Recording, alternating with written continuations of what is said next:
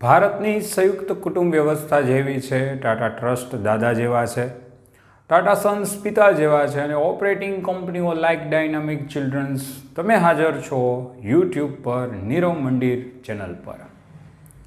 બોમ્બે હાઉસના પાર્ટ 1 ઉપર આજે વાત છે તાજેતરમાં થોડા વર્ષોથી કેન્દ્ર સરકાર દેશના સૌથી મોટા કોર્પોરેટ ગ્રુપમાં ટોચના સ્તરે ચાલી રહેલી અનિશ્ચિતતાને રોકવા માગે છે તેવી વાત છે એ દેશની અંદર સંભળાવા મળી, ન્યૂઝમાં પણ હતી.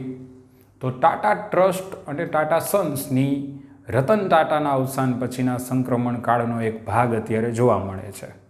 ટાટા ટ્રસ્ટના ચેરમેન નોવેલ ટાટા તથા ટાટા સન્સના ચેરમેન જે એન ચંદ્રશેખર છે, જે બોમ્બે હાઉસમાં વિશિષ્ટ બેઠકોમાં TCS, ટાટા સ્ટીલ અને ટાટા મોટર્સ જેવી 5 મોટી કંપનીઓના CEOએ ભવિષ્યની યોજનાઓ અને મૂડી ફાળવણી બાબતે વિગતવાર રજૂઆત થતી હોય છે, જેને આપણે કોમર્સની ભાષામાં બોર્ડ મિટિંગ પણ કહેવામાં આવતી હોય છે અને કુશળ સંચાલન છે એ કંપનીનું થતું હોય છે.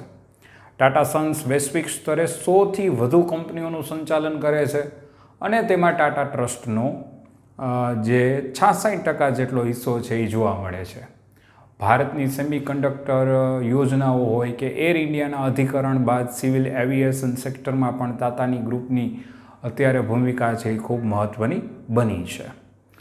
ટાટા સન્સનું લિસ્ટનિંગ એટલે કે લિસ્ટનિંગ જે શેરબજારના ભવિષ્ય માટેનો પ્રવેશ છે એ જોવા મળે છે. ત્યારબાદ રિઝર્વ બેંકના નિયમો અનુસાર ટાટા સન્સનું લિસ્ટિંગ કરાવવું જરૂરી બની શકે છે, જેના પર ટાટા ટ્રસ્ટના સભ્યોના 2 અલગ અલગ ભાગ છે. 18.4% હિસ્સો ધરાવતી શાહપુરજી પલોનજી ગ્રુપ પર લિસ્ટિંગની તરફેણમાં છે, જેથી તે પોતાનો હિસ્સો છે એ વેચી શકે. જ્યારે રતન ટાટા પછીનો હવેનો એક નવો જે યુગ ટાટા નેતૃત્વ નીચે ચાલી રહ્યો છે, જેમાં નોવેલ ટાટા સામે અત્યારે ટાટા ટ્રસ્ટની ચેરિટેબલ ઓળખ જાળવી રાખવાની સાથે સાથે ટાટા સન્સ પર પોતાનું નિયંત્રણ જાળવી રાખવા અને સ્ટીલથી લઈને સોફ્ટવેર સુધી ફેલાયેલા વિશાળ સામ્રાજ્યનું સંતુલન જાળવવાનો એક મોટો પડકાર છે.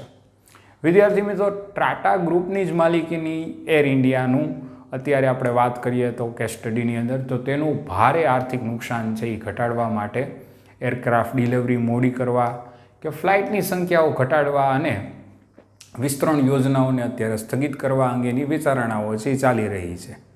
કંપની આધુનિકીકરણ અને લાંબા ગાળાના પરિવર્તનોનો પ્લાન છે એ તૈયાર છે, પણ સમયની રાહ જોઈને પોતે પોતાના નિર્ણયો છે એમાં વ્યૂહાત્મક રીતે ફેરફારો થતી હોય છે, જે કંપનીની મહત્વાકાંક્ષી વૃદ્ધિ અને યોજનાઓ સાથે જોવા મળતું હોય છે.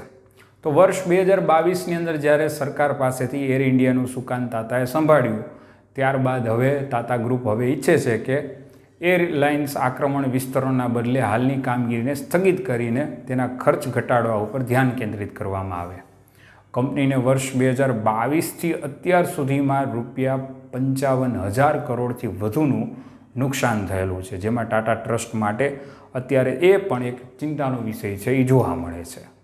અમદાવાદ એર ઇન્ડિયાની ઘટના હોય કે પાકિસ્તાન દ્વારા એરશિપ છે એ બંધ થવી અને ઈરાન યુદ્ધના કારણે રૂટ છે એ એરલાઇન્સના બદલવા પડતા ઈંધણનો ખર્ચ ખૂબ વધી ગયો કે ડોલર સામે રૂપિયાની જે નબળાઈ છે એ જોવા મળતી હોય છે, આ બધા અત્યારે ટાટા એરલાઇન્સને આર્થિક મુશ્કેલીઓ છે એ વધારી રહી છે.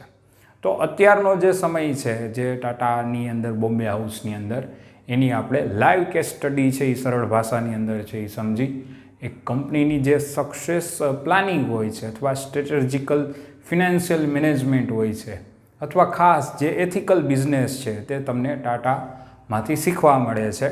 ધોરણ 12ની અંદર BA સંચાલનના કાર્યોનું વર્ગીકરણ છે આવે છે, જેની અંદર એક બહુ સરસ મજાની એવી લાઈન લખેલી છે, even God can not change the past but man can change the future.